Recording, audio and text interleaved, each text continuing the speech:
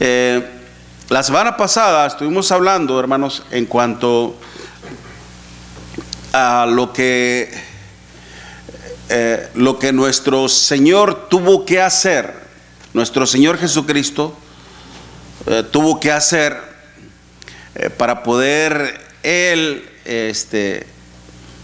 venir como ser humano, ¿no? Tuvo que despojarse de su poder, que nunca, obviamente, nunca dejó de ser hijo de Dios, siempre lo fue y lo es. Okay. Es algo realmente complicado esto, hermanos, que algunos hablamos en cuanto a esto, basándonos en la palabra de nuestro Dios, por supuesto, en el significado del mismo que dice el apóstol Pablo: se vació a sí mismo. Okay. Y decíamos que para eso Él tuvo que hacer milagros, señales, okay, milagros que los hizo a través del Espíritu Santo para comprobar a la gente que Dios estaba con Él. Y Él, obviamente, hermanos, diciéndose que no solamente era un siervo de nuestro Dios, no solamente era un profeta de nuestro Dios, sino que era y es el Hijo de Dios. Sin embargo, tuvo que hacer todo esto, sacrificar de alguna manera sus sacrificios para poder venir a ser semejantes a nosotros y de esa manera exponerse a todo, ¿okay? Pasar por todo lo que nosotros pasamos, ¿okay? Vivimos, y de esta manera, hermanos, Dios, al haberlo enviado en esa semejanza de hombre, era lo que les había dicho no sé si el miércoles o el domingo pasado, parece que fue el domingo pasado. No fue el domingo, fue un miércoles, creo, ¿verdad? No, ya me acordé, fue en el devocional, que había encontrado otro punto sumamente importante. No, cuando la misma palabra, cuando dice Dios manifestado en carne, esa palabra manifestado, efanero, okay, implica literalmente ser visible, okay. Dios hizo visible en carne, es decir, humanamente. Y lo maravilloso de todo esto, hermanos, el saber todo lo que el Señor hizo por nosotros, pero aún también, mire, vaya conmigo a Hebreos. Yo mucho tiempo atrás, hermanos, pensaba que había sido Dios el Padre quien había hecho todo, ¿okay? Quien había hecho todo, aunque de alguna manera está implicado, está involucrado en toda la creación del mundo y del hombre mismo, pero de la deidad, ¿okay? Dentro de la deidad, acuérdense esa palabra teiotes, ¿okay? Se refiere a una divinidad, una deidad, y ya sabemos la pluralidad que hay en ellos: el Padre, el Hijo y el Espíritu Santo. Pero quien creó todas las cosas, dice Hebreos capítulo 1, versículo 1 al 3. Hebreos capítulo 1, versículo del 1 al 3 dice: Dios, habiendo hablado muchas veces y de muchas maneras en otro tiempo a los padres por los profetas, dice, en estos postreros días nos ha hablado por medio del Hijo, a quien constituyó heredero de todo y por quien asimismo, dice, hizo el universo, el cual, o sea, el Hijo, siendo el resplandor de su gloria y la imagen misma de su substancia, y quien sustenta, dice la palabra, ¿ok? Sustenta todas las cosas con la palabra de su poder, habiendo efectuado la purificación de nuestros pecados, por medio de sí mismo, se sentó a la diestra de la majestad en las alturas. Por inferencia, vemos, hermanos, primeramente, que quién era el que ha hablado, ¿okay?, en todos sus tiempos. Dios habiendo hablado muchas veces y de muchas maneras en otro tiempo a los padres por los profetas. ¿Quién? El Padre. ¿Por qué decimos que el Padre? Porque el versículo 2 dice: en estos postreros días nos ha hablado por medio de ¿quién? Del Hijo. ¿Okay? Ahora es por medio del Hijo. Él nos habla por medio del Hijo. Y cuando nos dice, hermanos, que en estos postreros días nos ha hablado, esa palabra hablado, hermanos, por eso es de que cuando a veces nosotros consideramos una palabra, por ejemplo, en el léxico griego, ahí se determina en qué tiempo está el verbo: tiempo pasado, presente o futuro. Si está en una forma pasiva, en el sentido de que está quieta, ¿okay?, estática, o está activa también, ¿okay? Entonces, en esa examinación vemos que esa palabra está en un tiempo presente y a la vez continuo. Es decir, que hasta el día de hoy Dios nos sigue hablando a través del Hijo, es decir, a través de la Escritura y más específicamente a través del Evangelio. ¿Me explico? ¿Okay? Y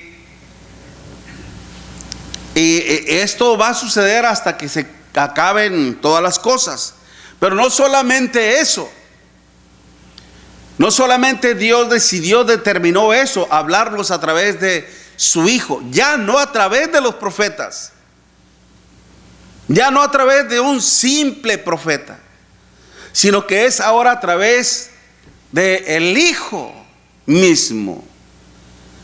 Como le decía, en el tiempo en que nuestro Señor Jesucristo estuvo en el huerto del Getsemaní, orando, suplicando a nuestro Dios en relación a esa copa que contenía la ira de nuestro Dios, y en respuesta a ello Dios le envió un ángel para fortalecerle, para animarle humanamente y espiritualmente.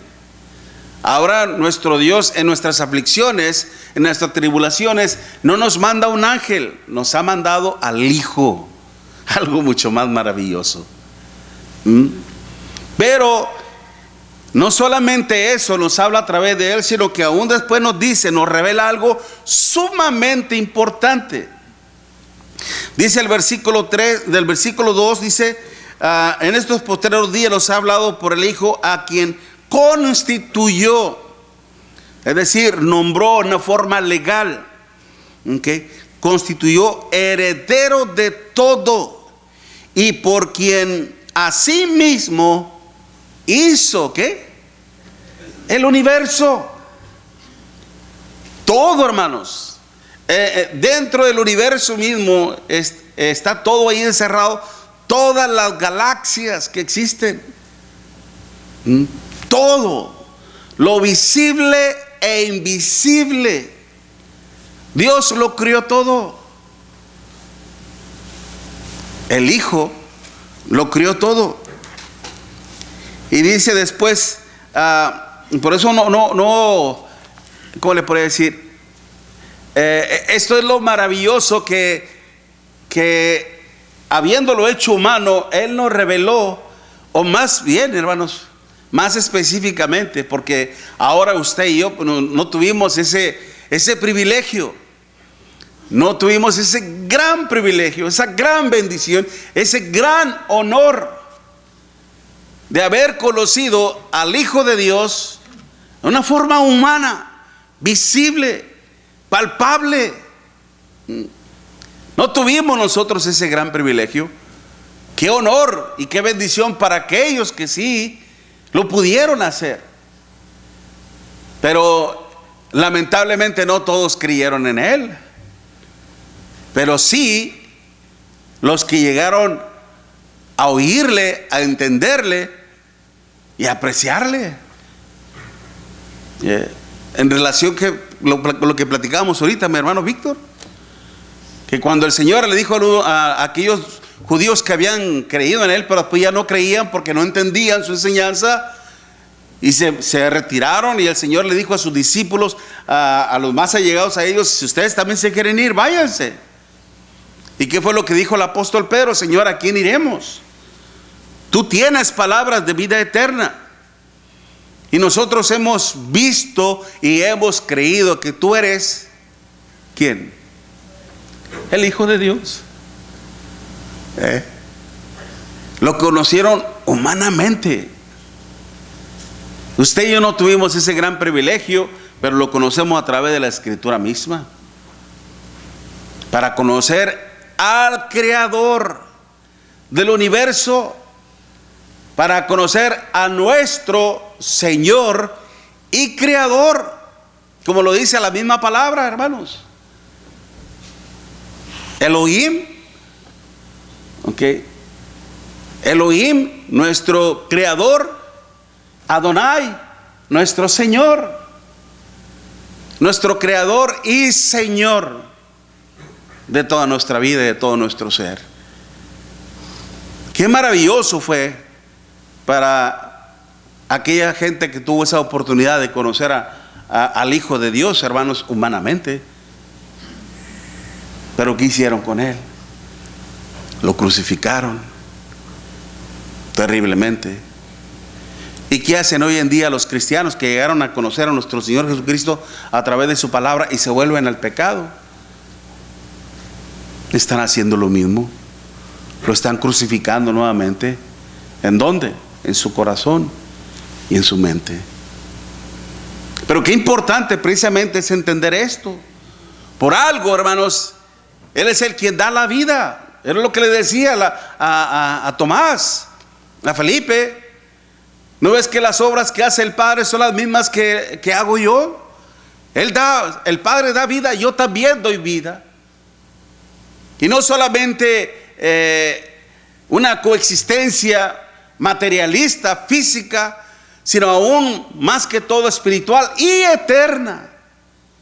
Y eterna. Y es por eso que el Señor merece toda nuestra honra y toda nuestra gloria. Por ser quien es y por lo que hizo por nosotros. Amén, mi hermano. Ciertamente. Okay. Ciertamente. Por eso, pero pasemos a otro punto entonces. Podríamos considerar, bueno, ¿y por qué en el hombre? ¿Por qué en el hombre? ¿Por qué nuestro Dios, como lo hemos dicho a través de los ejemplos de conversión en los cuales hemos tomado cuenta anteriormente, de cómo es que nuestro Dios se valió de hombres para convertir hombres a Él, como lo hizo con Pedro en el día del Pentecostés? Platicando precisamente de esto con los hermanos allá en Ciudad Juárez, les decía precisamente de que la obra de evangelismo, hermanos, el proclamar a Cristo, no se le concedió, y fíjense muy bien, ni a los muertos. No se les concedió a los muertos. Cuando le dijo al rico a Abraham: mándalo a la casa de mi padre para que le testifique, a fin de que ellos no vengan a este lugar de tormento. ¿Qué quería el rico? Que mandara a Lázaro. Y Abraham, ¿qué le dijo? A Moisés y a los profetas tienen, óiganlos. Con eso prácticamente le está diciendo: no se puede enviar a Lázaro. Cuando aquel espíritu endemoniado, hermanos, que estaba en la sinagoga allá en Nazaret, en donde el Señor llegó a una sinagoga para predicar y se encontró con este hombre, y en donde cuando le mandó a que saliera de ese cuerpo, este demonio decía: yo sé quién eres, tú eres el Santo, el Hijo del Dios viviente. Calla, embudece. No le permitió al demonio, hermanos, hablar respecto a la deidad de nuestro Señor Jesucristo. Se lo prohibió hacerlo.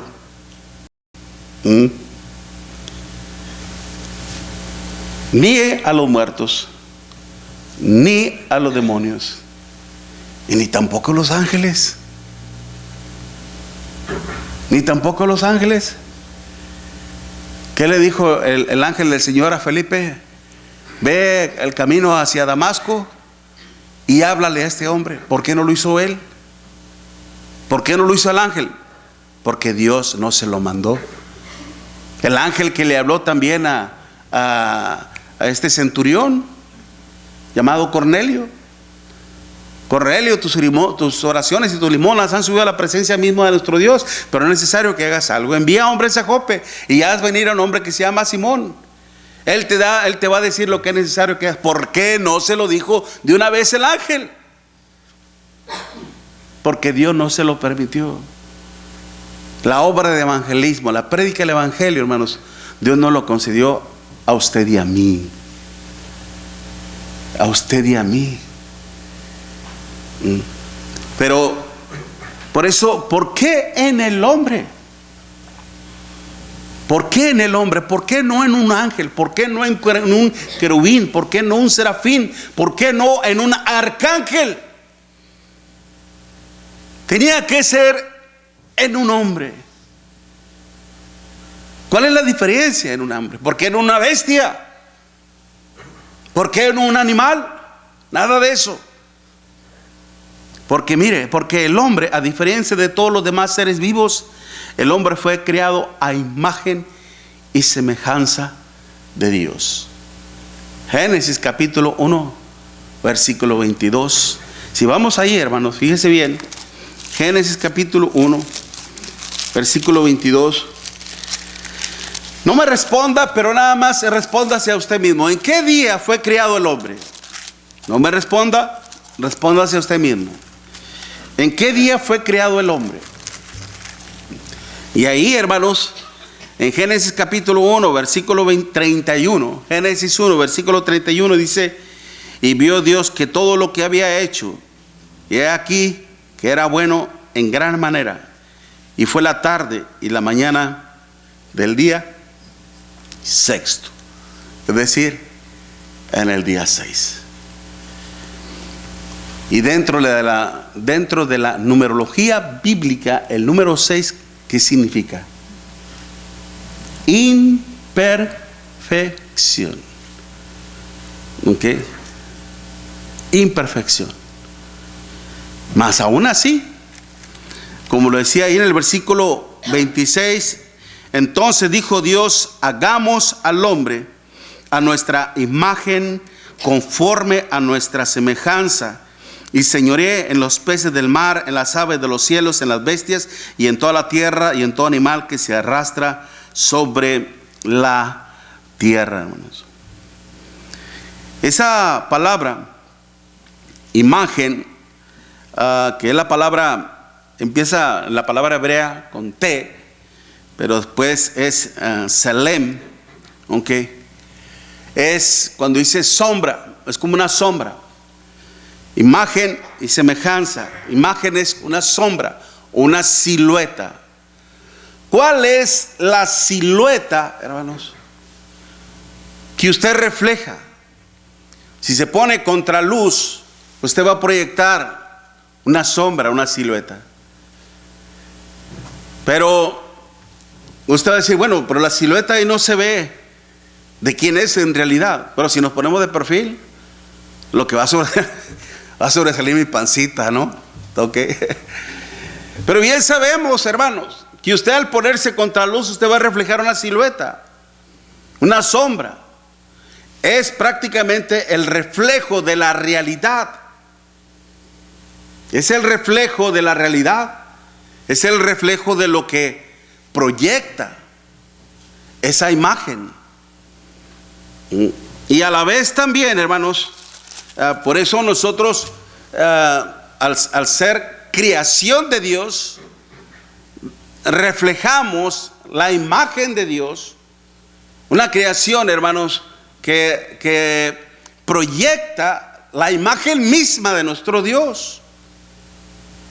Porque si nos paramos, como le dije, contra luz, la proyección, la imagen va a ser completamente perfecta a lo que proyecta a mi cuerpo. Una imagen perfecta y ¿cómo le podría decir? Completa de mi ser. Nosotros, hermanos, precisamente íbamos a ser, somos más que todo, la proyección de Dios. La proyección de Dios, denotando así la existencia de un Dios todopoderoso.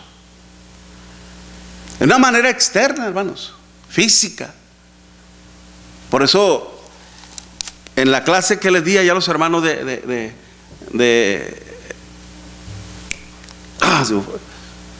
¿cómo se llama? Juárez, ok. Les decía precisamente que una de las grandes evidencias que manifiestan la existencia de Dios es la humanidad misma. Es la humanidad misma. Entre la unión de un hombre y una mujer. La unión de un hombre y una mujer procrean vida. En la relación de un hombre con un hombre no hay nada. En la relación de una mujer con una mujer no hay nada. Pero en la relación de un hombre con una mujer, hermanos, hay vida. La humanidad es una de las evidencias grandes donde se confirma la existencia de Dios. Porque uno lo podría, tú lo escuchas teóricamente, es decir, como una enseñanza. Lo escuchas como una enseñanza. Pero dices tú, dame una señal de esto. Mira, tu familia, o cómo fue que viniste tú aquí, cómo fue que llegaste aquí, ¿te trajeron los marcianos o qué? Fuiste el resultado de una unión de seres que se aman, y de alguna manera precisamente somos la imagen, el reflejo de nuestro Dios. Pero no solamente eso, sino que aún también, hermanos, la semejanza está en el aspecto moral. Esa palabra, hermanos, es damut, similar, igual a Dios. Obviamente, como les decía, no es una semejanza, no es una igualdad en cuanto al poder, en cuanto a la esencia misma del poder de nuestro Dios, pero sí en cuanto a la esencia moralista de Dios. Por eso cuando Dios hizo al hombre, aunque de alguna manera nos muestra una imperfección, porque Él sabe que al fin de cuentas la carne es débil, somos humanos, somos débiles, y que en algún momento de nuestra vida íbamos a fallar, nos íbamos a equivocar, íbamos a cometer pecado. No así nuestro Dios, que Él nunca es tentado por el mal. Nunca, hermanos, en Él no hay mentira, en Él no hay fraude, en Él no hay pecado. Es un Dios perfecto, santo. Mas sin embargo, cuando Dios hizo al hombre, lo hizo perfecto moralmente. Cuando dice ahí mismo la escritura, y he aquí que era bueno en gran manera. Y la palabra bueno, hermanos, no se está refiriéndose solamente a algo que puede ser ciertamente benéfico, benéfico, sino que aún más todavía limpio, puro. Así como cuando usted agarra una botella de agua, hermano, dice agua purificada. ¿Y qué significa eso? Limpia y libre de toda bacteria. De toda bacteria. Y usted se la puede beber confiadamente. Entonces, cuando Dios hizo al hombre bueno, implica que lo hizo recto, que lo hizo puro, que lo hizo limpio, así como es Dios, hermanos. Así como es Dios mismo, así fue creado al hombre. Eclesiastés capítulo 7, versículo 29. Eclesiastés capítulo 7, versículo 29. Note lo que dice la escritura. Eclesiastés 7, versículo 29. He aquí, solamente esto he hallado, dice Salomón. He aquí, solamente esto he encontrado. A este punto yo he llegado, a esa conclusión, que Dios hizo al hombre. ¿Cómo lo hizo, hermanos? Recto. Recto. Esa palabra recto en el hebreo, hermanos, es hashar. J-A-S de sol, H-A-R. Hashar, que implica un hombre íntegro. Imagínense, un hombre íntegro, un hombre recto, un hombre bueno, un hombre puro, en donde en él no hay maldad. ¿Se da cuenta? No hay maldad. Pero cuando el hombre deja de confiar en nuestro Dios, por eso es cuando Dios puso a prueba la fe de Adán y Eva y le dijo: de todos los árboles podrás comer, el que está en medio no comerás de él. El día que comas morirás. Morirás. Cuando Adán y Eva, hermanos, probaron de ese fruto que era prohibido por nuestro Dios, no sabemos si era manzana, si era un mango, si lo que fuese, lo que fuese. Y no era una cuestión de que al probar el fruto mágicamente ya ellos iban a conocer el mar. No era así, sino que al desobedecer a Dios, ellos conocerían la maldad y morirían. Físicamente no, es obvio, por la cuestión de que la misma escritura nos dice que ellos vivieron más de 900 años. Entonces ¿cómo fue que murieron? Dios no miente. Dios le advirtió muy claramente a Adán: el día que comas de ese fruto, ¿cuál va a ser la consecuencia? Vas a morir. Lo probó. ¿Y cómo murió? No físicamente, pero sí espiritualmente. Hubo un castigo para los dos. Fueron echados fuera del huerto del Edén. Hubo una separación ya entre Dios y los hombres. Isaías capítulo 59, versículos 1 al 3. Pero vuestros pecados han hecho división entre vosotros y vuestro Dios. Y por vuestros pecados Dios ocultó su rostro para no oír. Isaías 59, el versículo del 1 al 3.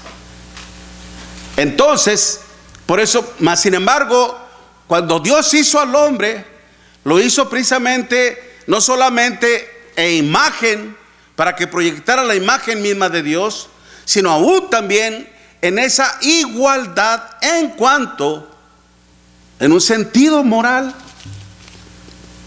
Cuando nuestro Señor Jesucristo decía, hermanos, que Él no vino para condenar a las almas, sino Él vino para buscar y salvar lo que se había perdido. ¿De qué está hablando el Señor? ¿Qué fue lo que se perdió? Buscar y salvar lo que se había perdido. ¿En quién? En el hombre. En el hombre. ¿Qué fue lo que perdió el hombre en la creación? Cuando Adán y Eva pecaron, ¿qué fue lo que se perdió? La inocencia, la pureza, la santidad, la justicia de nuestro Dios. Porque eso es lo que quiere Satanás. Eso es lo que él quiere: destruirnos, corrompernos y hacernos a imagen y semejanza de Satanás mismo, como lo hace con todos aquellos, hermanos, que se van en pos de la maldad. ¿No le decía eso nuestro Señor Jesucristo a aquellos judíos allá en Juan capítulo 8, versículo 44? Vuestro padre es el diablo, y las obras del diablo queréis hacer. Él ha sido homicida desde el principio, y ustedes me quieren matar. Querían hacer las mismas obras. Ellos se jactaban de nuestro padre es Abraham. Mentira. Es mentira. Él mismo le decía, si vuestro padre Abraham, si Abraham fuera vuestro padre, dice, las obras de Abraham harías. Pero no era así. En realidad el padre de ellos era Satanás mismo. Eran hijos de Satanás. Cuando se va en pos, por eso el mismo texto nos dice, he aquí solamente esto he hallado, que Dios hizo al hombre recto. Pero ellos buscaron, que dice, muchas ¿qué? Perversidades. ¿Qué es lo que corrompe? El ser interior, hermanos. La maldad misma, el pecado mismo. Y eso, la santidad, hermanos, la rectitud, el juicio, todo se recupera una vez que nosotros, hermanos, nos arrepentimos de nuestros pecados, cuando oímos el Evangelio, cuando somos confrontados mediante el Evangelio mismo por nuestros pecados, nos arrepentimos y estamos en el deseo de volvernos a nuestro Dios. Y una vez que nos bautizamos, Efesios 2:1, y Él os dio vida a vosotros cuando estabais ¿qué? Muertos en vuestros delitos y pecados. El hombre que está en pecado está muerto, no físicamente, pero sí espiritualmente. Y es ahí en donde cuando nosotros los bautizamos, hermanos, ¿cómo queda nuestra alma? Limpio de todo pecado. Y regresa a la santidad, regresa a la rectitud, regresa a lo bueno, ¿okay? El ser mismo de nuestro Dios. Y tenemos que luchar para conservarnos en Él, en un hombre, ¿okay? Precisamente Job, para terminar con este punto, hermanos, Job capítulo 7, versículo del 17, Job 7, versículo del 17. ¿Qué es el hombre para que lo engrandezcas y para que pongas sobre él tu corazón y lo visites todas las mañanas y todos los momentos lo pruebes? ¿Hasta cuándo no apartarás de mí tu mirada? Dice el salmista. Y no me soltarás siquiera hasta que trague mi saliva. Si he pecado, ¿qué puedo hacerte a ti, oh guarda de los hombres? ¿Por qué me pones por blanco tuyo hasta convertirme en una carga para mí mismo? ¿Y por qué no quitas mi rebelión y perdonas mi iniquidad? Porque ahora dormiré en polvo, y si me buscares de mañana, ya no existiré.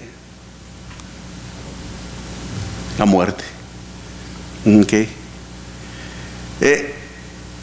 Constantemente Dios busca al hombre que está en pecado, con el fin, hermanos, de encararlo con su propio pecado y volverlo a nuestro Dios. El versículo clave que es precisamente, ¿qué es el hombre para que lo engrandezcas y para que pongas sobre él tu corazón? Qué hermoso, hermanos. Ponga sobre él tu corazón, es decir, tus pensamientos, tus intenciones, tus planes, tus proposiciones, tu espíritu. ¿Qué es el hombre? Dice. Y dice, ¿qué es el hombre para que lo engrandezcas? Es que el hombre, hermanos, vino a ser prácticamente, como muchos lo señalan, y muy cierto, vino a ser la corona de la creación. Porque a diferencia de todo, hermanos, el hombre viene a ser un ser racional. Aunque a veces, lamentablemente, a consecuencia del pecado, el hombre se convierte en un ser irracional, pero por el pecado mismo. Porque cuando Dios hizo al hombre, hermanos, lo hizo igual a Dios desde un punto de vista moral, como lo estamos diciendo, basado en Hebreos 7:29. Porque solo al hombre, fíjense muy bien, solo al hombre Dios le dio conciencia. Cuando hablamos de esta palabra, déjame traer el pizarrón. Solamente póngase a pensar qué es conciencia. No me responda, dado a que no estamos en un estudio, se llevó a cabo lo que es la cena del Señor y la ofrenda, por lo tanto, es una predicación, pero solamente para que usted de alguna manera esté activo en su lugar, en su mente. ¿Qué es para usted la palabra conciencia? De alguna manera yo lo consideraba también, aunque es parte de todo esto, se refiere a una mente con conocimiento. Una mente con conocimiento. Pero Sunei, caray. Pues este no es el que yo traje, ¿verdad? Ya no sirve este. Qué mala onda.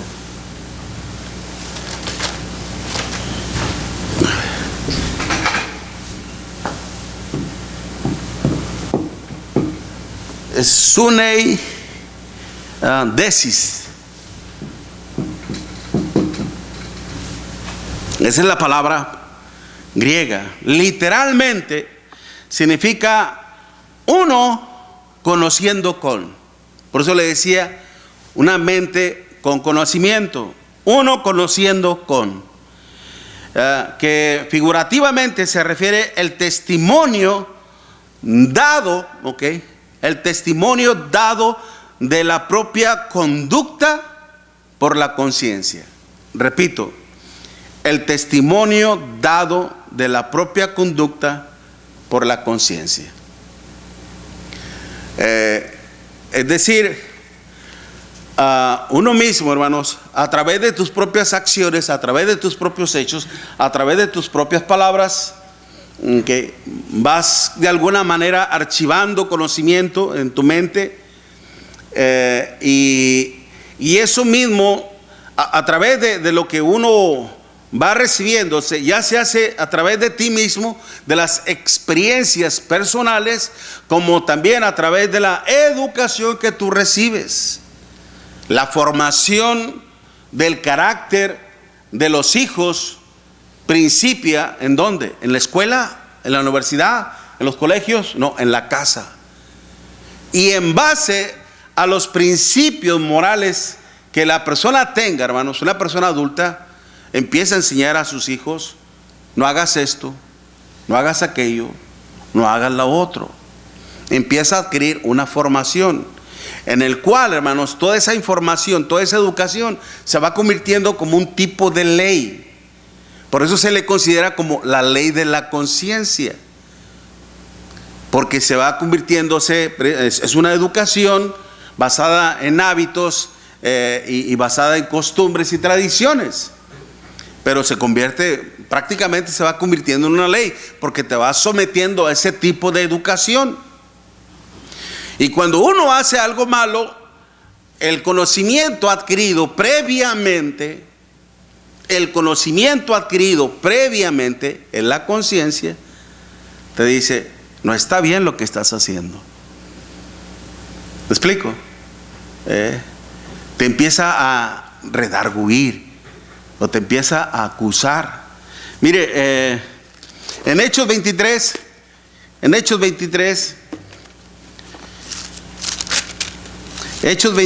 versículo 1. Hechos 23, versículo 1.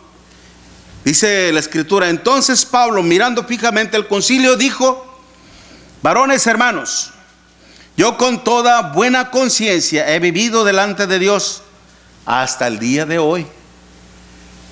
Eso implicaba que Pablo nunca había pecado. Dice de buena conciencia. Es decir, que los hábitos personales del apóstol Pablo, ¿okay? Los hábitos personales, la forma de cómo él fue creado, educado. ¿En qué ley fue creado Pablo? En la ley de Moisés. ¿Quién fue su instructor? Un doctor de la ley. Fui instruido a los pies de Gamaliel, de la religión de los fariseos, de fariseo, es decir, de hueso colorado. Cuando él, hermanos, atacaba a la iglesia, era en base a su creencia religiosa, en base a su propia fe. Pero eso no quería decir que no estaba bien, estaba mal. Toda su pasión, toda su devoción, toda su efervescencia, hermanos, todo su amor hacia Dios estaba mal encauzado. Lo que el Señor hizo fue precisamente darle otra dirección. De hecho, hay otra palabra que Pablo también dice, hermanos, en Hechos capítulo 26, versículo 9, Hechos 26, versículo 9, cuando dice: yo ciertamente había creído mi deber, ¿okay? Yo ciertamente había creído mi deber hacer muchas cosas contra el nombre de Jesús de Nazaret, ¿okay? Y nos habla de todo lo que hacía. Un deber de conciencia, un deber de religión, un deber de fe, y actuaba por eso, ¿okay? Y es por eso que eso pasaba. Bueno, ya en Romanos 7 más adelante habla de eso también, ¿okay? Pero el punto principal es decir, hermanos, que ciertamente Dios al hombre le dio conciencia. Una conciencia en la cual, hermanos, el hombre puede tener precisamente ese libre albedrío. Albedrío significa libertad de expresión, libertad de decidir por ti mismo. ¿Se da cuenta? Es por eso que Dios no nos forza a hacer algo. Él nos ruega, Él nos suplica, Él nos invita, Él nos persuade, Él nos convence. Él no nos obliga, Él no nos arrastra. El pecado sí nos arrastra, Dios no. ¿Okay? Y ciertamente tenemos esa gran bendición de ese libre albedrío, la libertad de poder elegir, la libertad de poder decidir. Pero este gran poder conlleva una gran responsabilidad. Es por eso, hermanos, es por eso que Dios nos hace responsables de nuestras propias acciones. La cita que me habías dado tú hace un momento en relación a Eclesiastés era capítulo 3, si no me equivoco, pero hay otro texto ahí que me llamó la atención. Éxodo capítulo 3, fíjese muy bien, Éxodo capítulo 3 versículo 17. Eclesiastés capítulo 3 versículo 17. Y dije yo en mi corazón, fíjese muy bien, y dije yo en mi corazón: al justo y al impío juzgará Dios. Al justo y al impío juzgará Dios, porque ahí hay tiempo para todo lo que se quiere y para todo lo que se hace. ¿Se da cuenta? Dios nos juzgará a todos. No pienses que por ser perfecto, no pienses que porque ser santo, no pienses que porque ser un siervo consagrado no vas a ser juzgado por Dios. Sí lo vas a hacer. De hecho, el apóstol Pedro lo dice allá en su primera carta, en el capítulo 4. Dios juzgará a su pueblo. Si Dios empieza por su casa, si el juicio de Dios comienza por su casa, ¿dónde pues aparecerá el impío? ¿Dónde pues aparecerá el pecador? Es por eso que nosotros le vamos a rendir cuentas a nuestro Dios por las decisiones y por los hechos propios que uno mismo decidió hacer. ¿Sí me estoy explicando, hermanos? ¿Ok? Como cuando le dice al joven: vive los días de tu juventud, Dale rienda suelta en tu corazón, satisface todo tu pensamiento, haz lo que quieras, pero sabe que sobre todas estas cosas Dios te va a juzgar. Dios te va a juzgar. Por eso, hermanos, ¿por qué en el hombre? Porque fue criado, ¿ok? Porque fue creado a imagen y semejanza de Dios. Porque Dios hizo al hombre, hermanos, desde un punto de vista moral, santo, puro, limpio, íntegro. Y porque al hombre mismo le dio conciencia. En todo esto, hermanos, está el Hijo de Dios. Vamos a hablar de otros 2 puntos más, pero ya se me acabó el tiempo. Ciertamente nada más les voy a decir esto.